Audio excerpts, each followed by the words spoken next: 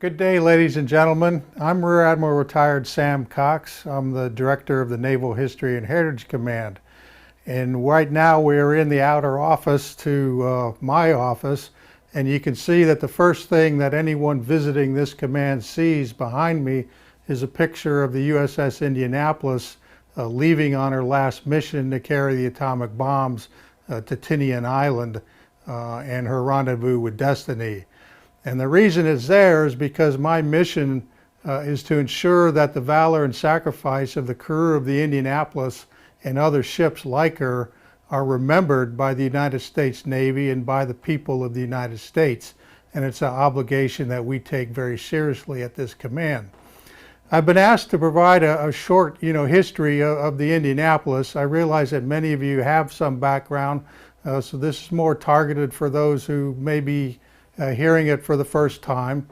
But the Indianapolis is remembered most for the worst 12 minutes of her life when she was sunk by Japanese submarine I-58 in the middle of the Philippine Sea, and for the horrific ordeal experienced by the survivors adrift in the open ocean for 4 days, of which only 316 ultimately survived. But it's important to note that the men of the Indianapolis were heroes long before they were hit by a torpedo by a Japanese submarine and before their ordeal. Indianapolis had 10 battle stars, which meant she fought in 10 major actions during the Pacific War.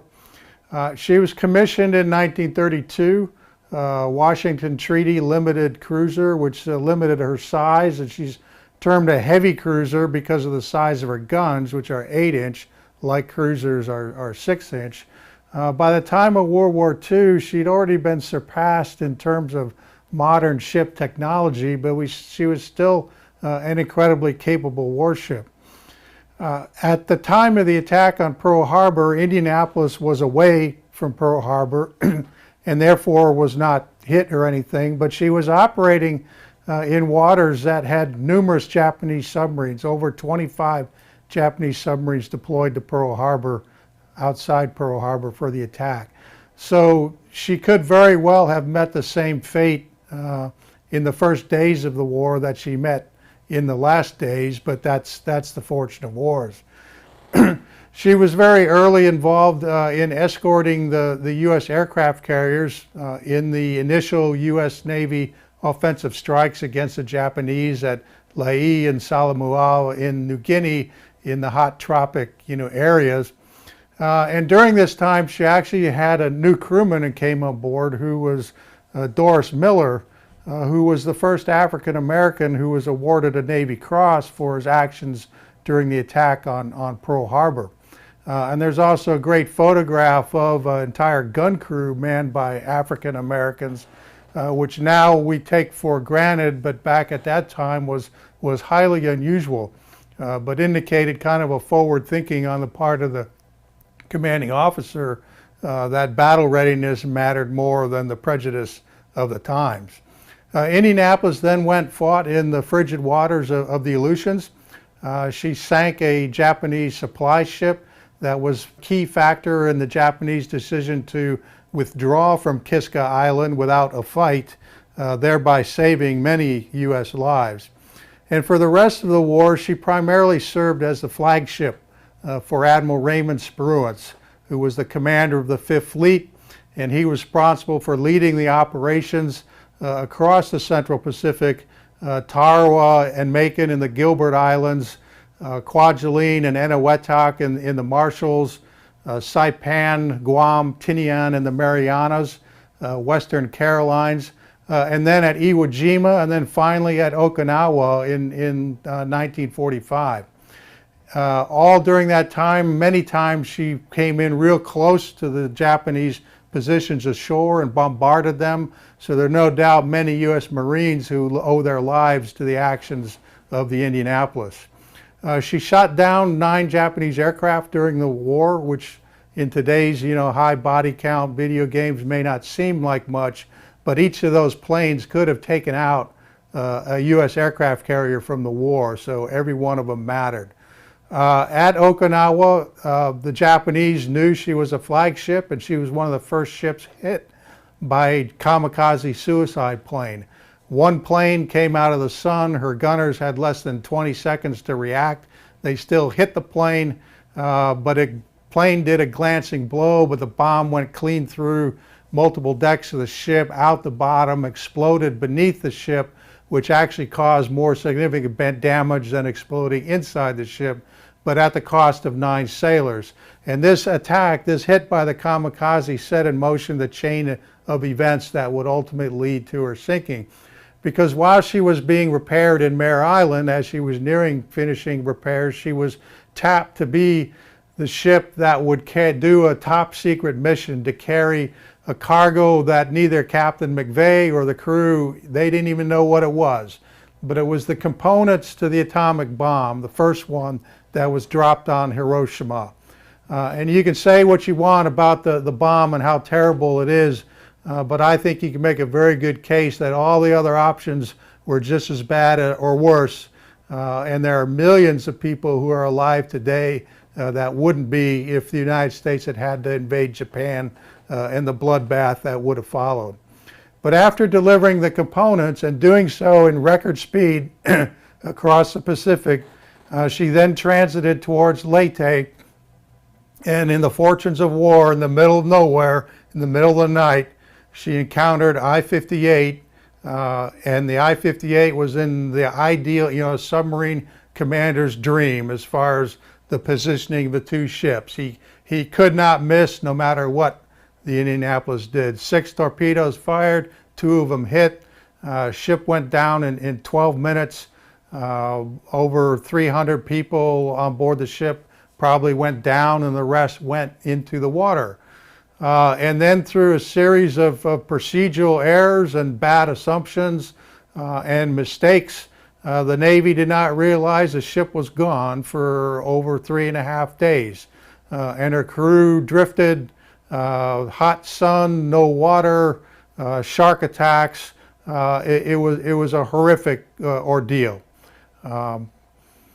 What saved them was anti-submarine warfare aircraft plane flying overhead. Lieutenant G.G. Chuck Gwynn was the pilot, happened to be back in the aircraft trying to fix his trailing wire antenna, just happened to look down and saw people in the water far below.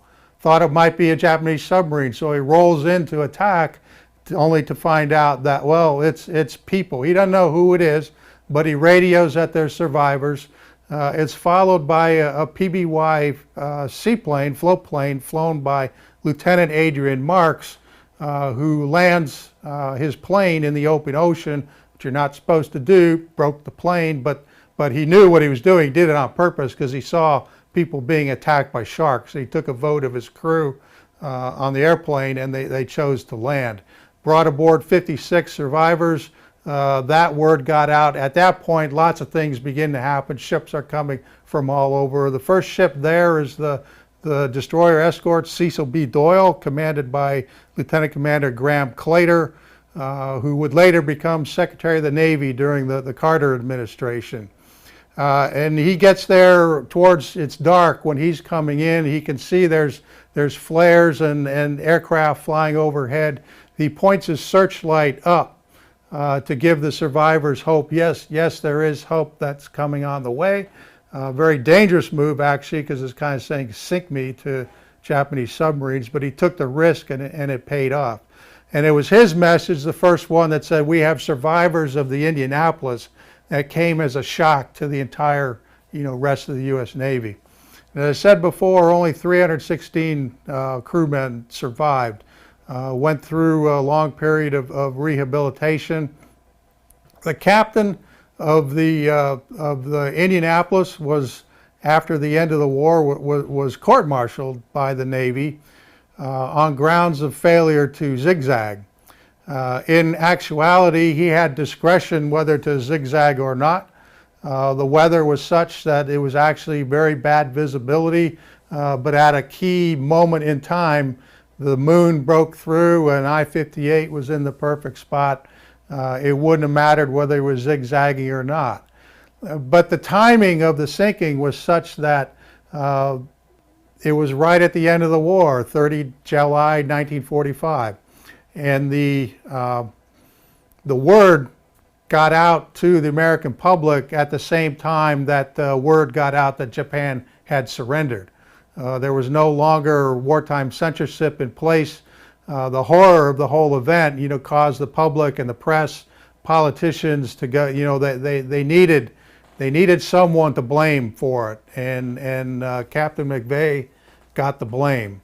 Even the court-martial understood that this actually wasn't fair, and they voted to convict because they had no choice. The charge was failure to zigzag. He wasn't zigzagging, case closed. But they understood that this was not fair. He was the only skipper of a ship lost to enemy action that was ever court-martialed. And they immediately remitted the sentence. The survivors of the Indianapolis were far more forgiving of their commanding officer, who was very competent, very capable, than the families of those who were lost at sea. When they say, well, the Navy convicted him of negligence for failure to zigzag, he received, letters over the years that, Merry Christmas, thank you for killing my son. And, it got to him over time. And in 1968, Captain McVeigh took his own life. The survivors for many, many years sought to find ways to exonerate their captain. And they met with roadblocks in the Navy because there really is no legal way to overturn a court-martial conviction. So they had to go through the congressional route. And I really don't have time to get into all of that, but it succeeded. And records or memorandum, the sense of the congressional resolution was placed in McVeigh's permanent record that exonerated him for the loss of the Indianapolis. I'll just finish up by saying that there were numerous lessons learned because there were so many mistakes made in terms of procedures. It wasn't the Navy's finest hour, and how that ship went down and no one knew. But like I said, many, many lessons were learned in how to route ships, how to provide escort, changes in communication procedures, such that those lessons are still incorporated in the U.S. Navy today. And the last thing, I've had the honor of speaking to many of the veterans, survivors of the Indianapolis who are still, around today. And I've incorporated what I think is their primary lesson, which is never, ever give up.